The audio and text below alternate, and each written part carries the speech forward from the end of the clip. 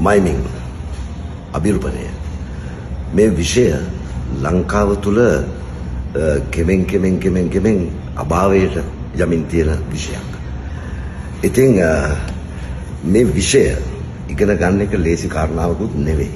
විශාල කැපකිරීමක් කරන්න තියෙනවා.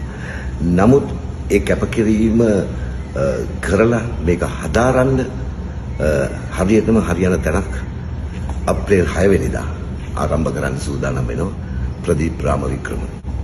ප්‍රදීප් රාමවික්‍රම කියන්නේ අවුරුදු ගණනාවක මයිනින් කරලා පළපුරුද්දක් තියෙන කෙනෙක්.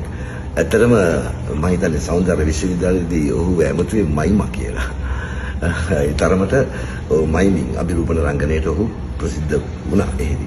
ඉතින් මම හිතනවා මේ රටේ මගේ රටේ මේ විෂය ව්‍යාප්ත කරගන්න පුළුවන් නම් ඒක හරි වටිනා කාර්යයක්. ඉතින් මම ආශිර්වාද කරනවා මේ වැඩමුළුව ඉතාම සාර්ථක වෙන්න කියලා.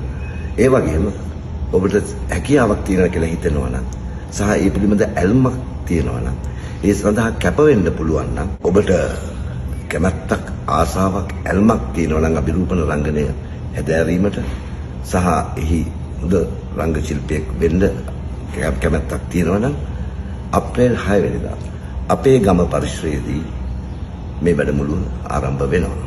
ඉතින් කරුණාකර සම්බන්ධ වෙන්න මේකට. එලා ඔබ හොයාගෙන යන්න ඔබගේ ලෝකය මේ අභිරූපණ වලින් ඔබගේ ලෝකය ගොඩනගා ගන්න ඔබට හැකියාවක් ලැබෙනවා.